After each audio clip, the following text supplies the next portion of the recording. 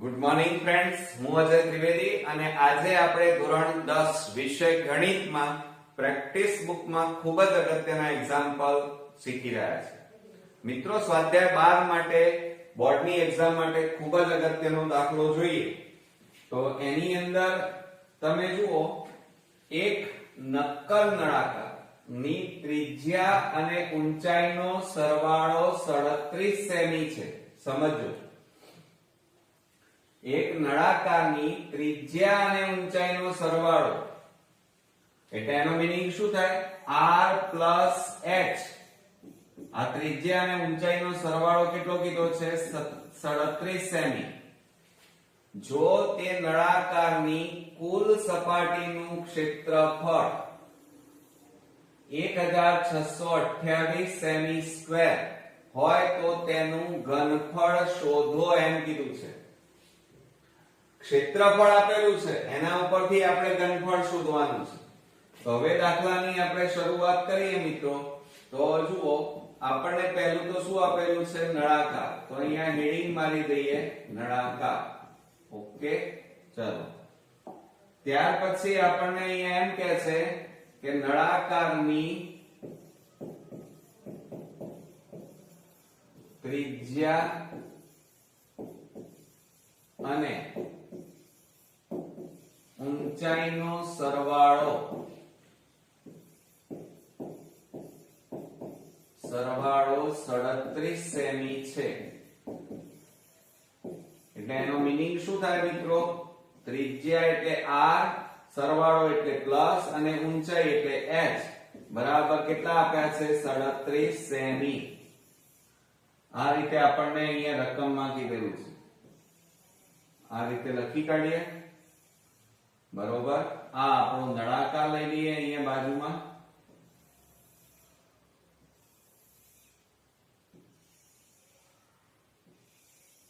ચાલો, આ આપણો નળાકાર થયો.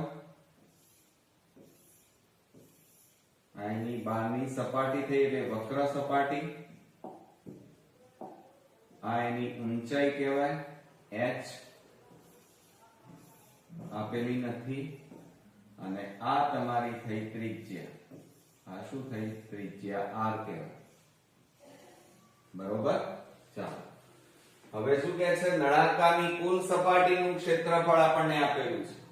તો આપણે અહીંયા સૂત્ર લખીએ કે નળાકારની કુલ સપાટીનું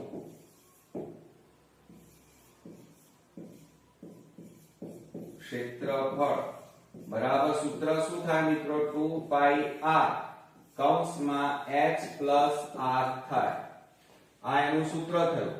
હવે એમાં કિંમતો મૂકો. તો બરાબર 2 ગુણ્યા પાઈ એટલે 22/7 ગુણ્યા r, ત્રિજ્યા આપણને આપેલી નથી. કૌંસમાં જુઓ h plus r. તો આ રહ્યું h plus r કેટલું છે? 37. તો અહીંયા લખી કાઢીએ આપણે 37. અને બીજું મિત્રો જુઓ, નળાકારની કુલ સપાટીનું ક્ષેત્રફળ આપણને આપેલું છે અહીંયા રકમની અંદર. જુઓ 1628. તો આપણે અહીંયા લખી કાઢીએ 1628. હવે મિત્રો ખાસ શું, આ ભાગાકારમાં છે, આ બાજુ જાય તો ગુણાકારમાં જાય. તો 1628 ગુણ્યા 7 બરાબર 2 ગુણ્યા 22 એટલે 44 ગુણ્યા, હવે આ બેનો ગુણાકાર કરો તો કેટલા આવે? 37r વધે. બરોબર. હવે આ 40 ગુણાકારમાં છે, બરાબર ની આ બાજુ લઈ જાઓ તો ભાગાકારમાં જશે. તો આપણે અહીંયા લખીએ. ચલો, માટે 1628 ગુણ્યા 7 અને છેદમાં આ ગુણાકારમાં છે, પેલી બાજુ જાય તો ભાગાકારમાં અને બરાબર અહીંયા કેટલા આવ્યા? 37r. હવે આપણે છેદ ઉડાડી દઈએ. ચાલો, 1628 છે એને 11 વડે ભાગી દઈએ. 11 એકા 11, 11 4 44, 12 માંથી 4 જાય તો 8, 11 8 81 થાય. બરોબર, એટલે 0 0 આવી જાય અહીંયા, એટલે 11 4 44, અને અહીંયા ભાગ ચલાવો તો 11 એ કેટલા આવે 148. હજી મિત્રો આપણા છેદ ઉડશે, જુઓ 148 ભાગ્યા 4 કરો, 4 3 12, 4 7 કેટલા થાય 28. તો કેટલા આવ્યા, ચારે ભાગ ચલાવો તો 37 આવે. કેટલા આવે 37. ઓકે, હવે મિત્રો તમે બરોબર ધ્યાનથી જુઓ તો 37 ગુણ્યા કેટલા વધ્યા 7. હવે આ 37 ગુણાકારમાં છે, બરાબર ની આ બાજુ લાવો તો ક્યાં જાય ભાગાકારમાં. આ 37 અને બરાબર આ બાજુ કેટલા વધ્યા 8. ઓકે, હવે આની જરૂર નથી એટલે હવે આ ભૂસી નાખીએ. હવે અહીંયા છેદ ઉડી જાય છે, જુઓ આ 37 ઉડી ગયા, માટે r બરાબર ત્રિજ્યા આપણને મળી. કેટલી મળી મિત્રો 7 સેમી. હવે તમે બરોબર ધ્યાન રાખજો, આપણી પાસે આ ત્રિજ્યા મળી ગઈ. હવે આપણી પાસે અહીંયા શું આપેલું છે, જુઓ બરોબર ધ્યાનથી, r plus h બરાબર 37 આવું આપેલું છે. ત્રિજ્યા અને ઊંચાઈનો સરવાળો 37. હવે જુઓ ત્રિજ્યા તો મળી ગઈ, પણ નળાકારની ઊંચાઈ નથી આપણી પાસે, હવે એ શોધવી પડે. તો હવે આની અંદર કિંમતો મૂકી દો. ચાલો તો આપણે કિંમતો મૂકીએ તો શું થશે, r એટલે 7 વત્તા h બરાબર 37. હવે આ 7 ને પ્લસ છે, બરાબરની પેલી બાજુ લઈ જાઓ તો માઈનસ થાય, તો h બરાબર 37 માઈનસ 7, માટે h બરાબર કેટલા મળે મિત્રો 30 સેમી. એટલે ઊંચાઈ પણ આપણને મળી ગઈ. ઓકે, આ એક ભાગ આપણો પૂરો થયો. હવે શું કહે છે, રકમને વાંચો બરોબર, તો તેનું ઘનફળ શોધો. એટલે હવે આ નળાકારનું આપણે શું શોધવાનું છે, ઘનફળ. બરોબર, તો આપણે અહીંયા લખીએ કે નળાકારનું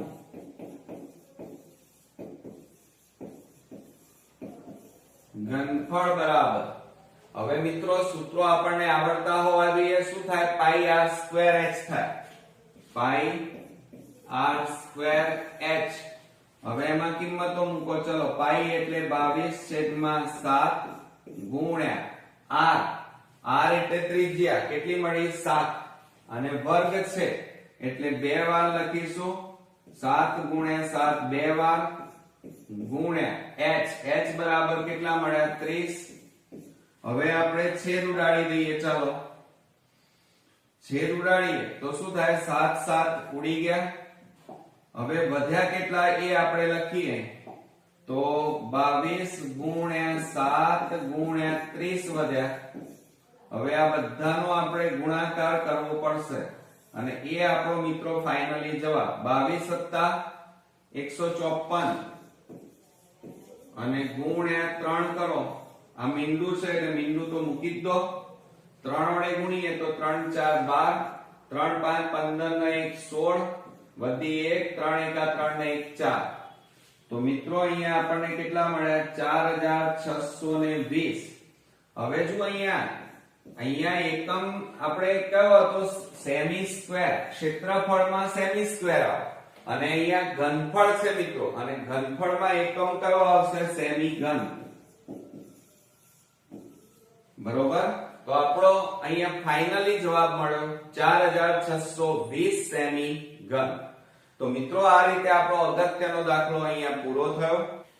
એમાં મિત્રો આપણે 7મા નંબરનો દાખલો જોઈએ તો 3 સેમી લંબાઈના સમઘન આકારના લાકડાના 6 ટુકડા છે.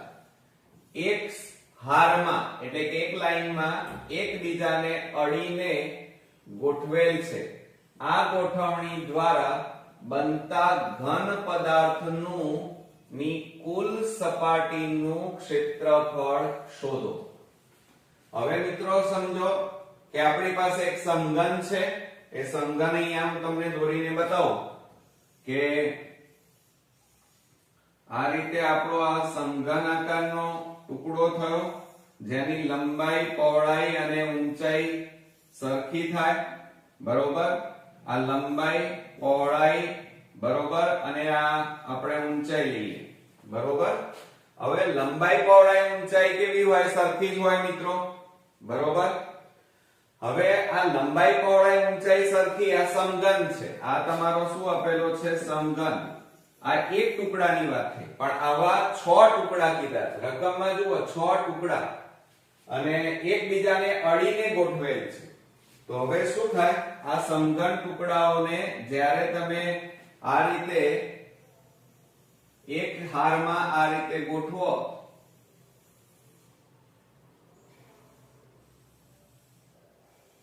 આ રીતે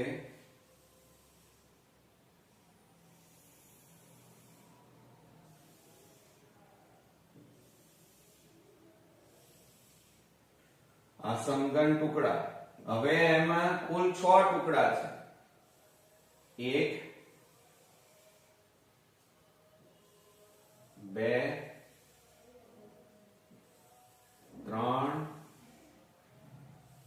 4 5 જો આ 1 2 3 4 5 અને આ 6 ટુકડા હવે મિત્રો આ સમઘન ટુકડા છે અને એમના તમને અહીંયા શું કીધેલું છે 6 ટુકડા એની ત્રણેયની લંબાઈ હવે લંબાઈ પહોળાઈ આ લંબાઈ લઈએ આ પહોળાઈ લઈએ અને આ ઊંચાઈ લઈએ આ તો વાત છે તો એમાં લંબાઈ કેટલી છે સમઘન ટુકડા એટલે એની લંબાઈ પહોળાઈ અને ઊંચાઈ કેવી હોય મિત્રો સરખી જ હોય એટલે 3 3 જ હોય હવે જો આપણે અહીંયા લખીએ પહેલા સૌપ્રથમ સમજો જરા કે એક સમઘન કીધું છે તો સમઘન ટુકડાની લંબાઈ બરાબર 3 પહોળાઈ બરાબર પણ 3 થાય અને ઊંચાઈ બરાબર પણ 3 સેમી દરેકમાં થાય બરોબર હવે શું થાય છે જો મિત્રો કે હવે આપણે અહીંયા શું કરી રહ્યા છે તો આ એક ટુકડો તો એની પણ આ શું થાય લંબાઈ 3 3 3 3 થાય આ રીતે બરોબર તો હવે આપણે અહીંયા લઈ લઈએ કે લંબાઈ પણ કેટલા ટુકડા આપણે લાઈનમાં ગોઠવ્યા છે એક હારમાં એટલે આ તમારી લંબાઈ આ પહોળાઈ બરોબર અને આ તમારી ઊંચાઈ લઈએ બરોબર ચાલો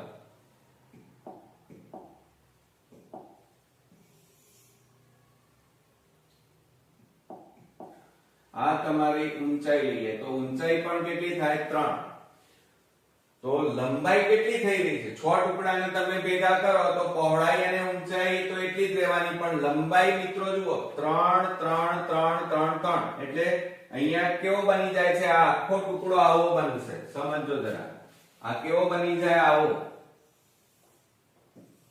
અને આને આપણે એક્ચ્યુઅલી શું કહીશું આવી રીતે બને 6 ટુકડા ભેગા કરી નાખો એટલે આ આખો તમારો શું થઈ ગયો કહેવાય મિત્રો લંબઘન બની ગયો એમ કહેવાય આ શું બની ગયો કહેવાય લંબઘન બરોબર તો હવે આ લંબાઈ એની કેવી છે લાંબી તો આપણે 6 ટુકડા ભેગા કર્યા છે તો અહીંયા લખીએ આપણે 6 ટુકડાની લંબાઈ બરાબર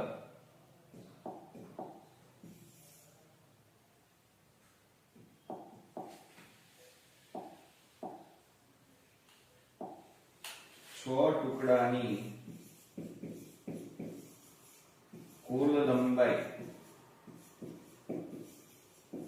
હવે 6 ટુકડા છે લંબાઈ કેટલી છે 3 સેમી તો 6 તારી કેટલા થાય 18 સેમી થાય અને આ 18 સેમી એટલે સમજો જરા આટલેથી આટલે સુધીની 18 સેમી એની લંબાઈ થઈ એમ કહેવાય બરોબર આ લંબાઈ પહોળાઈ અને ઊંચાઈ તો સેમ જ રહે બરોબર હવે આપણને શું કીધું છે કે બનતો ઘન પદાર્થ તો આ બનતો ઘન પદાર્થ કેવો બની ગયો લંબઘન બરોબર તો આપણે અહીંયા લખીએ ચાલો હવે આ ભૂસી નાખું છું તો આપણે અહીંયા લખીએ કે લંબઘન પદાર્થ ની કુલ સપાટીનું ક્ષેત્રફળ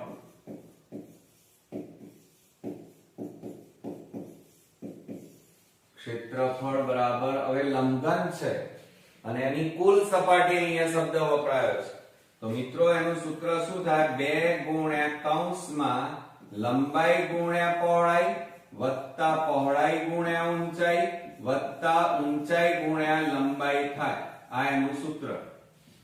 હવે એની અંદર આપણે કિંમતો મૂકી દઈએ તો શું થશે? 2 ગુણ્યા લંબાઈ l, l બરાબર જો અહીંયા લંબાઈ કેટલી થઈ? એને l કહેવાય. અને એ કેટલી મળી મિત્રો? 18. અને ગુણ્યા પહોળાઈ એટલે h, b, b બરાબર 3 વત્તા પહોળાઈ b એટલે 3 ગુણ્યા ઊંચાઈ એટલે પણ 3 થાય બરોબર, વત્તા h, h એટલે ઊંચાઈ 3 અને લંબાઈ કેટલી છે? 18 આવી બરોબર. આ રીતે આપણે કિંમતો મૂકી. હવે એમાં ગુણાકાર આપણે કરીએ તો બરાબર શું થાય? 2 ગુણ્યા કૌંસમાં 18 તારી 54 વત્તા 3 તારી 9, 18 તારી 54. હવે આ બધાનો આપણે સરવાળો કરી નાખીએ. 54, 54 અને 9, 54, 54 અને 9 કરીએ. 9 ને 4 13, 13 ને 4 17, 5 ને 5 10 ને 1 11. કેટલા મળ્યા? 117. તો બરાબર અહીંયા લખીએ 2 ગુણ્યા 117 થાય બરોબર મિત્રો.